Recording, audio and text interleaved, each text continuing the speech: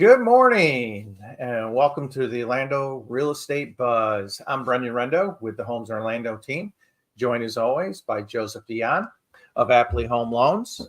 And how's it going? It's good. We got some fun stuff. Let's talk. Yeah, we got some fun stuff. We're going to go through some revisions because we never talk about revisions, right? Never, not once. It's never happened. We got some revisions. Then we got some things in the market happening contrary to what you would think. So, but let's hop right into it and let's get into the big one. Oh my gosh. Major downward revision to U.S. jobs pushes the Fed to act.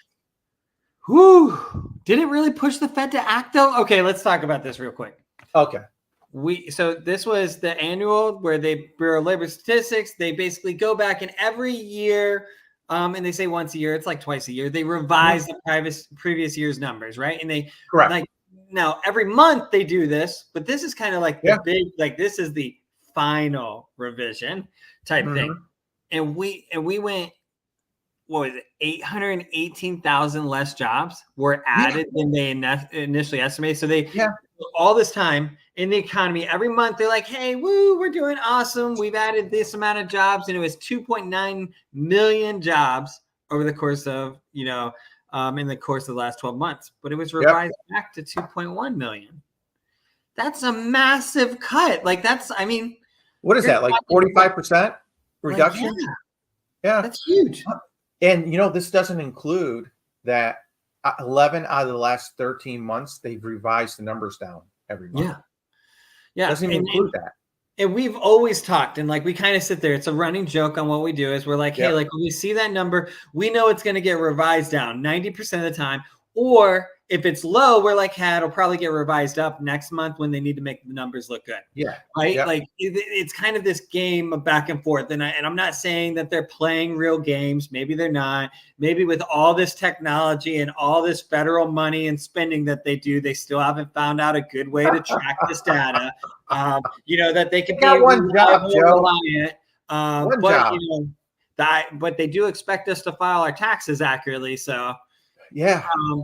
But that's a big number drop. What was really interesting on this, though, is the amount of people that knew these kind of rough numbers beforehand. Like, number one, Goldman Sachs reported, like, at the start of the week before this report came out, that they were expecting upwards of 1 million revised now. So clearly this private company was able to figure out that, hey, these are bullshit numbers. Yep. What else happened this week? Oh, my gosh. This got released? This is amazing.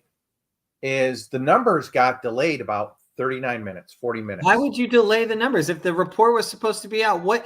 How would they not be able to? They already had the data, so it wasn't like they were last second putting together the report. Were they? Well, they had to let all their buddies on the inside know what was going on first, so they could trade. Okay, wait, no. Yeah. Why? So a number of foreign banks, and it is documented, a number of foreign banks got the information in that 39 minutes before the number was actually released. And you know what they did? How many trades occurred in that time? Exactly. And what's the definition of insider trading? Having information that's not readily available to the public. I mean, to make trades that elicit beneficial gain for yourself. Oh my gosh, like it wasn't insider trading. It was just a systematic error. They were recording the information. It got delayed here, but the information didn't get delayed accidentally because they didn't realize that there was a delay going on here. So they released that information to the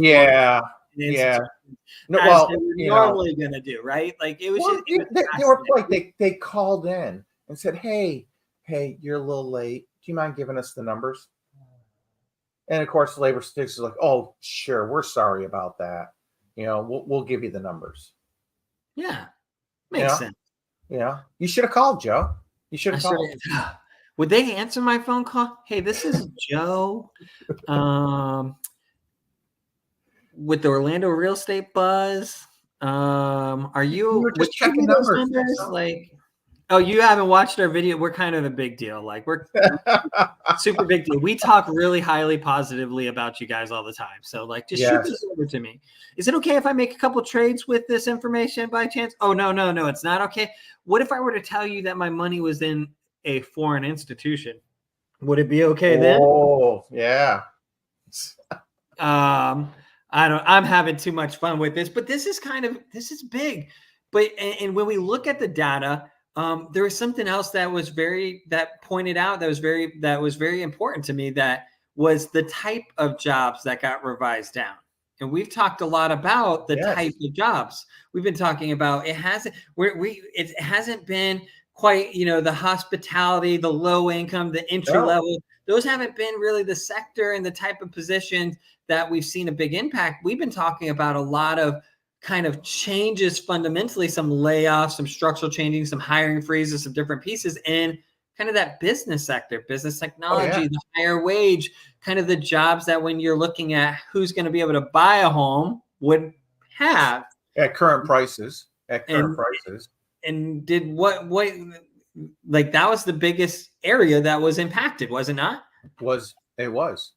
And it's interesting because I saw a quick number this morning that Silicon Valley, the new median price in Silicon Valley of a house is $2 million. Wow. It's affordable. Yeah.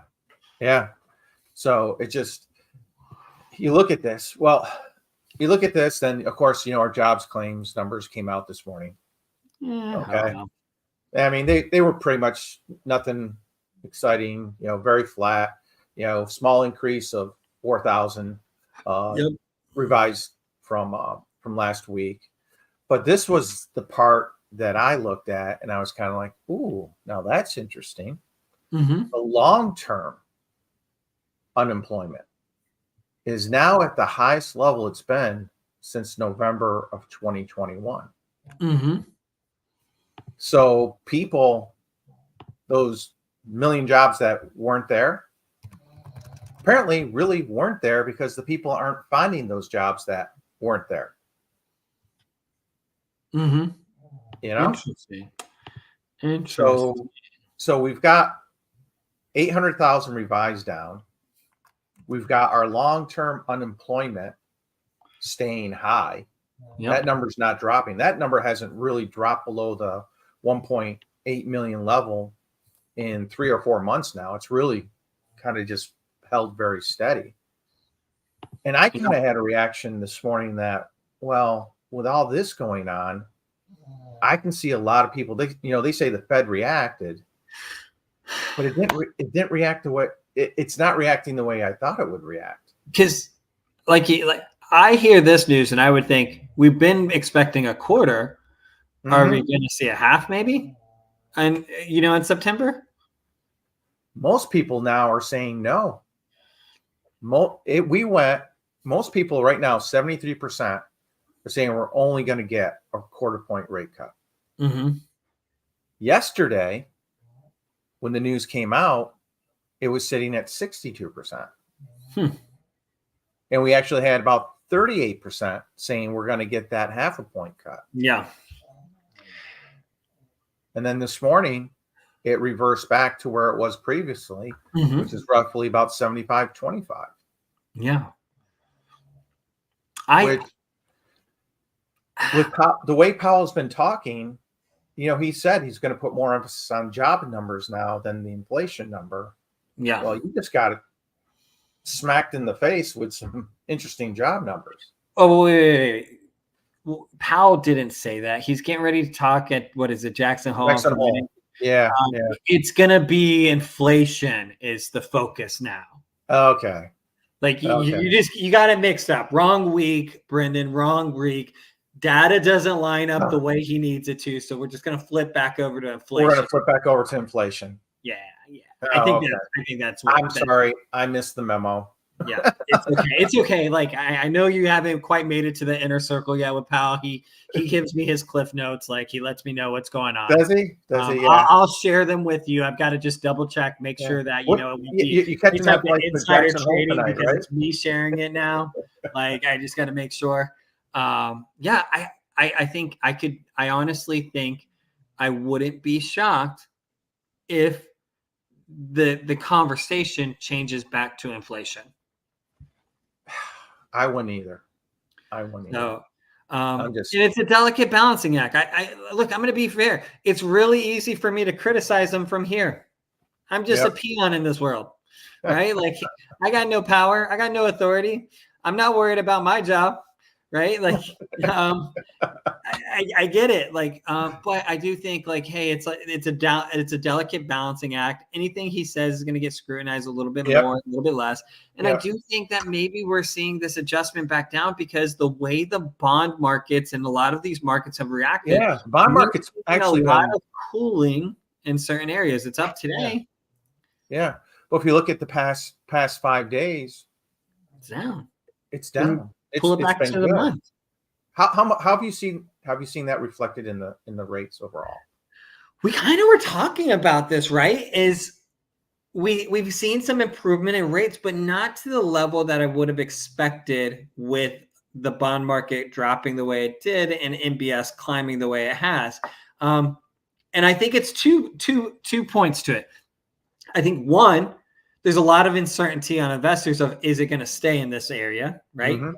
And then two, we've seen enough improvement that they're like, well, we don't need to slow anything. We don't need to keep like on the lending side, and like we don't need to keep reducing our profitability. Like we don't need to drop. Like we've gotten more aggressive rates than we had a week, 2 weeks, 3 weeks ago. So we don't need to keep cutting because appetite is still strong from this change. We don't need to like continue to push down when we've got some uncertainty over here. Yeah. So I've actually seen where rates from one day to the next, specifically start of the week, Monday to Tuesday to Wednesday, where we've actually seen a little bit of worsening, even though the markets are saying we should see a lot of improvement. See a lot of improvement. Yeah. Yeah. So it's I think one thing is they have seen a bump in mortgage applications, which is good. Mm-hmm. You know, because we've always kind of said we felt once we broke that 6.5 level, we saw a big drop in activity in the market. Yep. And we're kind of close at that 6.5 steady 6.5 level right now. Yep. But I watch my numbers on my webpage every week to try and see, because I can kind of track it when we drop below, activity increases a little bit. But this past week, as they've come down, actually haven't seen that increase. Yeah. I thought that little bump that I thought I would get. So can I take a stab at why I think this is happening? Sure. So we've always had the media and all the news and everything has been talking about how strong the economy is, how strong jobs, whether it's really felt that way at times or not. The perception was really, really strong. So it's like, well, we need this. As long as rates go down, there's still the positive. But I think with what some of this data that we're starting to see is the consumer, like we've all like, and I'm going to say like the general consumer is like, I don't feel like the economy is as strong as they say it is. Yeah. But maybe I'm just missing something. I'm still confident. And now it's like, I don't think the economy is as strong as they say it is. Oh, it isn't as strong as they've been saying it is. Now they're saying that. Well, now they're going, wait, maybe I'm right. Even though rates are going down, maybe I need to worry about this economy getting worse, because like that's the number one. You sit there and go, okay, super easy, super great job economy, all these jobs being added. And then all of a sudden it's like, wait a minute, maybe there's not great job creation like they said. Yeah. I agree with you there, because what did we see? We saw, at one time there were 10 million job openings. Yep. Correct. Yeah. People were jumping jobs because they had opportunity and their income was going up. The unemployment rate was super low. Yep. And that's all kind of gone away. It's all faded away.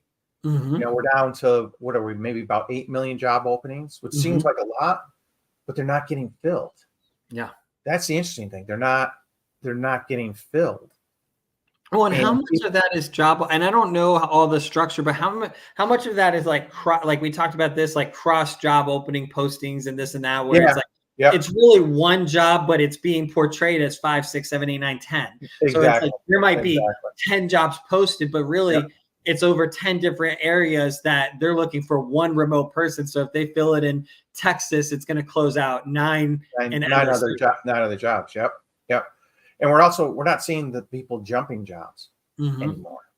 Yeah. So it is a different feeling. And it's, you know, your gut, you know, people tell you go with your gut. And our gut has been, you know, for the past year that it's something's not right. Something in these numbers is just, it's not right, you know? And I guess our gut was correct overall, you know? So let's hop into our Orlando numbers because it kind of has been a tough couple weeks here in Orlando as far as numbers. I mean, single family homes, usually this time of year, you see that this number bump up because school's just starting, right? It's the end of the summer. July is when you shop, so the closings are in August. But boy, nobody sold anything. I mean, very little sales coming out. I mean, we're at 409 from the previous week, which was only 373 homes sold. That's it in the greater Orlando market. Our inventory is starting to come back up after leveling off for a week. Then look at this with the condos. I mean, we're down to 113, and the previous week was only 109. And what's happening again? Our inventory. That inventory keeps going up. It hasn't fallen at all. Then we break into the numbers for months of inventory. We're back up over 4 months of inventory for the single family home market. Our days on market still sitting high, that 52, 56 overall. You know, and original list, we're actually pushing down about a full percentage from the past couple weeks. So all these numbers are pushing down. Look at above $1 million, 9.86, which is interesting because I saw a Bloomberg article about Toll Brothers. Toll Brothers is all high-end stuff, and supposedly there's a shortage of $1 million plus homes. Not in Orlando. Shortage. That's what they're saying. Toll Brothers took a little jump in stock price. Was it yesterday? That's nice. Based on the numbers that, you know, there's a need for $1 million plus homes. Well, we got 812 of them here in Orlando. If anyone needs one, nice weather, you know, let me know. I'm sure we can get a pretty good deal right now because look at this. They're cutting 10% off the original list. That's a big number. You got a $2 million home. That's $200,000. You are dropping the price on that home right now. Right. That's huge. And then graphically, we look at it, you know, we never got our summer spike in sales. Not even a little one. Just flatlined, really, about that 449,000 through the summer. That's it. Then again, here, you know, look at our graph of inventory growth. You know, we took a couple little leveling offs, but otherwise we're consistently growing the inventory for Orlando homes. No, never mind. Great for the buyers. Good for the buyers. Very good for the buyers. You know, I mean, we closed on a small condo last week that they had started out at 195,000, and we got it for 175,000. Great. Just sat there and watched. It's like no one's going to go for it. Out of curiosity, do you know how much the sellers netted on that? Oh, she had owned it for like 20 years. So So she still netted about 110,000 Yeah. on Just it. yeah, I was just curious, like, like I was hoping I was hoping it was different. I was hoping you were like they bought it 2 years ago and they still made 20K, right? Like kind of like hey, like that's still really good return. Yep. Yep. Um, No, that and one she had owned for a while. So yeah, but I think I mean yeah, I mean there's great opportunity for buyers to negotiate some yeah, stuff. I mean, yeah, I mean, speaking of the condo market, look at the months of inventory right now. Mhm. 7.5 months of inventory. And are there deals to be made? Yeah. Original to list sales price under 94% right now. Mhm. So there's no reason not to be aggressive on these homes when you're going in and negotiating. Yeah. There's so much inventory. Most complexes have 3 or 4, and they're all the same units. Yeah. Just figure out which one's the most desperate guy. You'll That's find it. out real quick when you do a Yeah, showing you request. literally The will find agent, out real the quick. listing agent is just like, "Are you going to submit an offer?" Yeah. Oh, you want? We had one with a mutual client of ours, Josh and Jordan, and we it was in Winter Garden. We put in an offer. We did the comps. Comps came out. The comps came out to $490,000. And I mean, a house previously, exact same house, same layout, everything had just sold for 485, and there was one with a pool that had sold for 535. Take out the updates and everything like that. We're really sitting about 490, 495, somewhere in that ballpark. Yeah. So that's what we went in with. And the seller came back at that was listed at 517, came back at 515. We're like, no, thank you. Have a nice day. Yeah. Friday, a week after we put in our offer, they come back. Oh, well, the seller is willing to do this now. And they dropped to $500,000. Like that. Didn't have to say anything. Nice. Didn't have to say anything. Just waited a week. Just wait a week. Unfortunately for that seller, we actually found another house that they like better. Oh, darn. So this is where knowing your market, knowing these numbers, you've got to sellers and buyers, you got to go through it with them. It's like, okay, from a seller standpoint, it's like, you got to look really hard at these offers because you may not be getting another one. Yeah. The sales numbers these days are just so low and so slow, and viewings are down. Yeah. They're down about 30% over last year at this time. Yeah. Showtime comes out and gives you, and produces numbers on a regular basis, and they're showing showings are down nearly 30%. Do you think, and I feel like we do have a whirlwind of stuff going on right now. We have some uncertainty with the NAR changes, right? We, with all that, like it just what, it's been 2 weeks in Orlando. Saturday went into effect. It was national, but I know Orlando's instituted a little bit earlier. But then I was like, you got Orlando has that, and then Orlando, like I heard Aura or whatnot was amazing, and they changed all of our lock boxes right in the middle of this.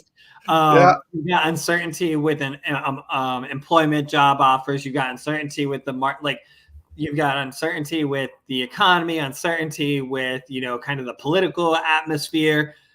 There's so much right now that I kind of feel like we got a little bit of like paralysis going on for the buyers. I'm like, I don't know what to do. I really, you always get a slowdown in the presidential election year. You always do. Yeah. But this one just seems like everyone's like, oh, and we had back to school in the last week, right? Yeah, panicked. Yeah. It's just like no one knows which direction to go. Yep. And I think that really is it. And I think now through the election, I mean, the differences in policy between the two is immense. Absolutely immense.